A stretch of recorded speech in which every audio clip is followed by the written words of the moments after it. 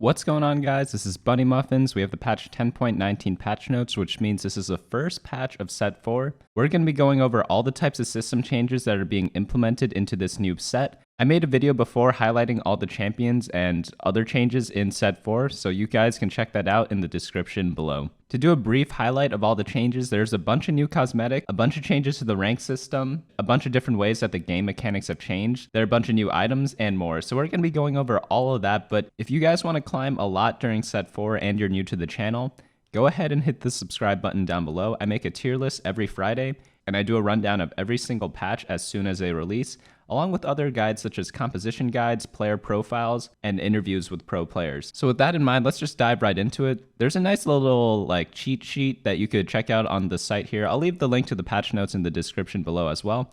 But pretty much you could also go to a bunch of different websites if you want the exact stats on each of the champions. Little Legends, Chonk, my favorite by far.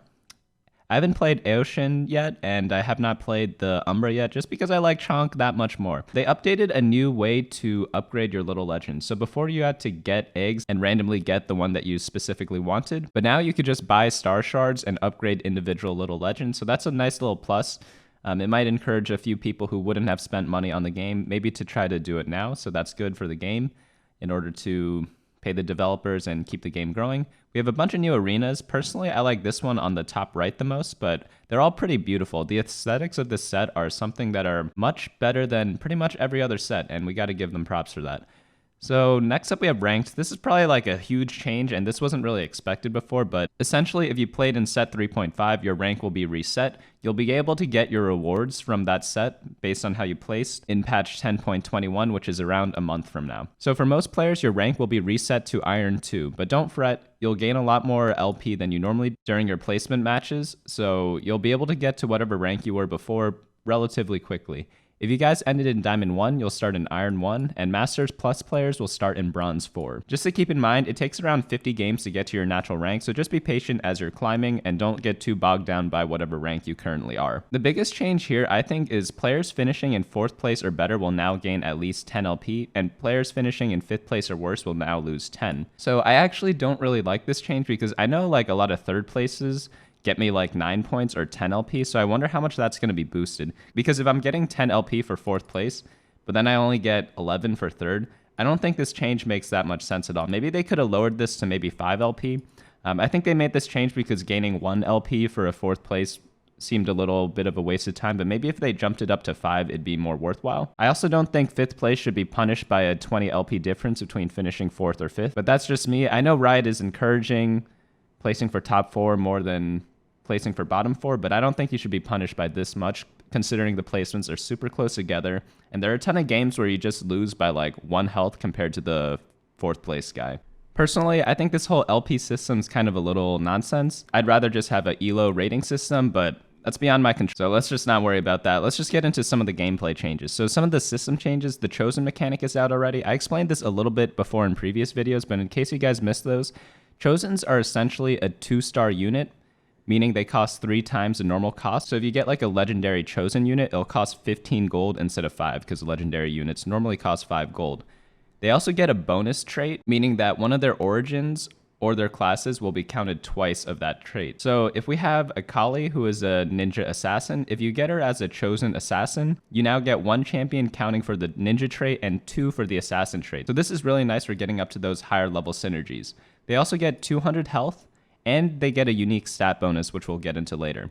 It's either a 400 health bonus, 30% spell power, 30 attack damage, or 25% reduced mana cost. So looking into the odds of how you'll get a Chosen, here are the odds below. You guys can read through this here, but pretty much the important things to know is that it's impossible to get a 4-star Chosen unit until you're level 7, and then it's impossible to get a 5-cost Chosen until level 9. But I'll leave the patch notes in the description below, so if you guys want to get into the nitty-gritty of these specific numbers, you guys can go ahead and do so by clicking the link below. So to break down which champions get what stat, it's all broken down here, but just to summarize it, if your unit is a melee unit or a melee tank unit in particular, they're going to get the health bonus. Melee units that rely a lot on their spells, such as Lee Sin, also get health. Next up, we have the champions who get spell power as a chosen unit, and these are typically your damage casters. So these are things like Morgana, Twisted Fate. I'd say the one exception to this rule is Jinx, because her ability gives a crowd control effect, because Jinx is rocket stuns in Teamfight Tactics. But pretty much everyone else, they're like ability power carry, so it makes sense that they get bonus ability power when they're chosen.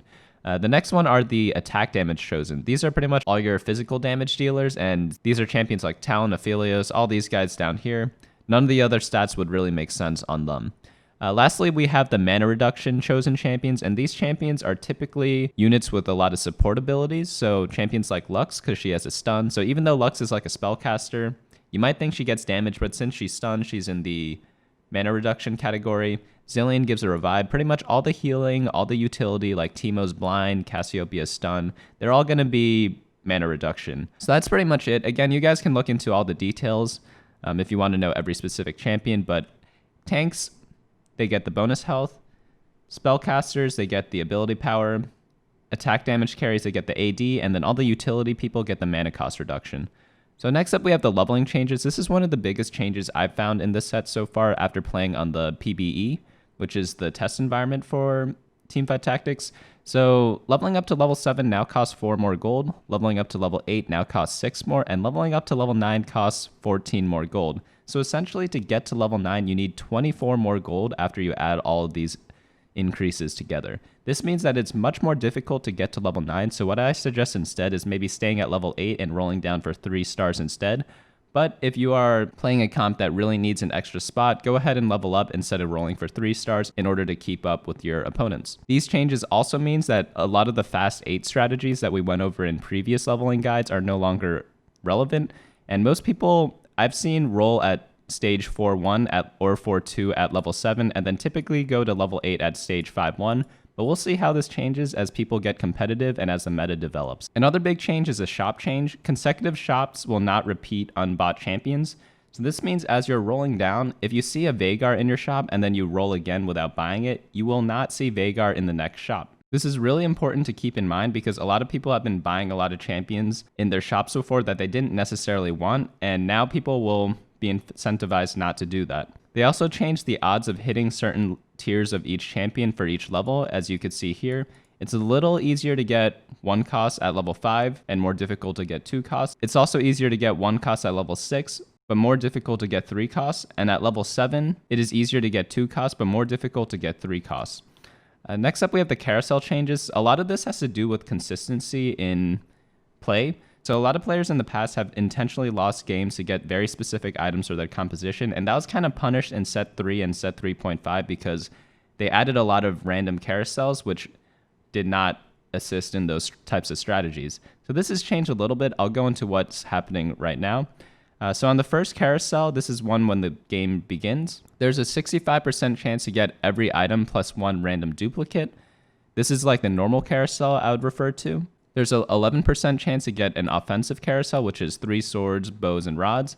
11% chance to get defensive, which is cloak, armor, belt. And 11% utility, which is tier, glove, and a random item. Lastly, there's 1.5% to get all spatula and 0.5% for all force and natures. One thing to note is that most of these carousels don't have spatula in them, so a lot of the spatula reliant comps can't really be decided until you hit one naturally off of something like Krugs. So now onto the second carousel. They made it so that it's 80% for 1 of every item plus 1 random duplicate, which means it's a lot more consistent to get this carousel than it has been in the past. So a lot of strategies that revolve around intentionally losing to get a better carousel pick are going to be slightly more viable than they have been in set 3. Apart from this one, we have 15% chance of every item plus a spatula, and 5% 3 spatula plus 6 item components.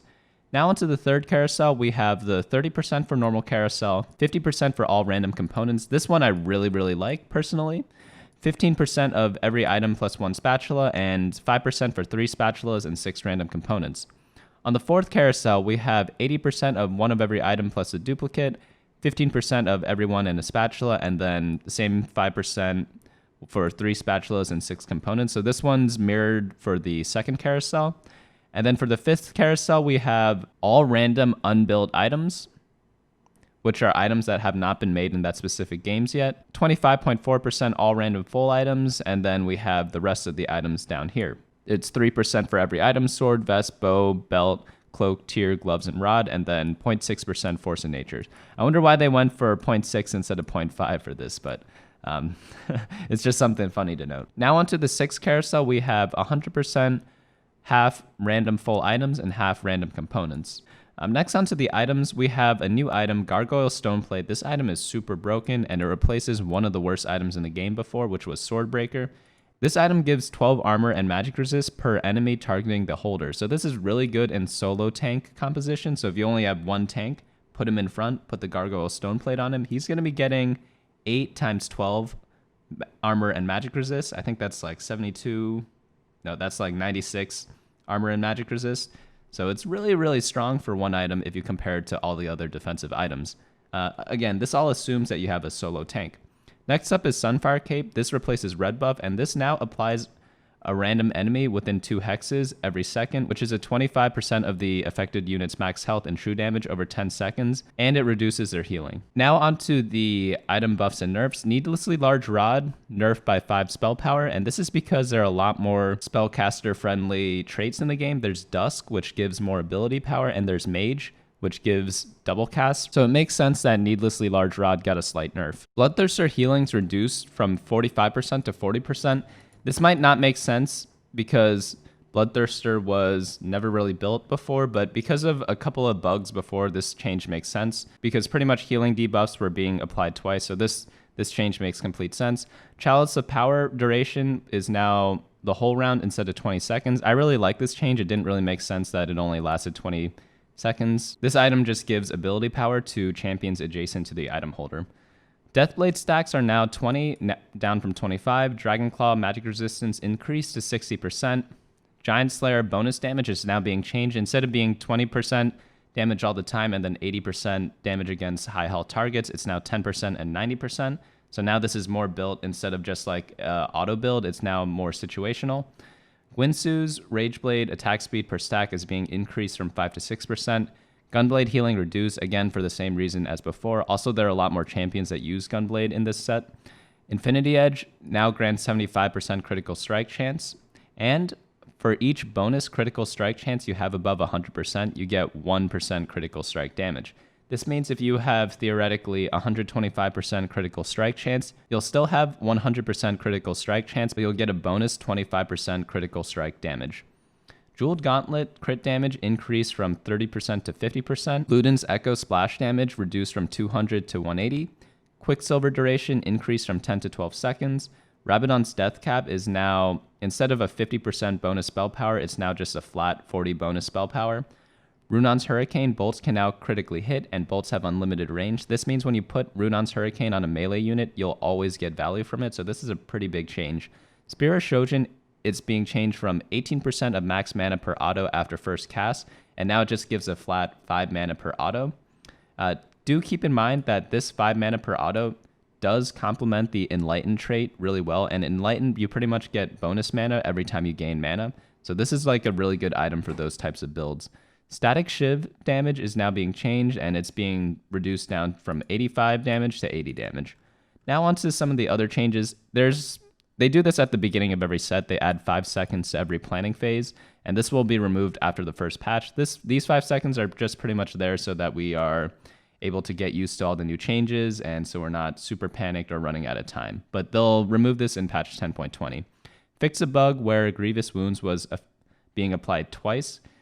So this one's kind of funny. They've changed the numbers a lot on Grievous Wounds throughout the sets, but essentially if you had a 50% healing debuff, it would apply a 50% healing debuff and then do it again, so it would effectively be a 75% healing debuff, but they're changing this now. This is why they nerfed Bloodthirster and Hextech Gunblade, despite them not really being built that often.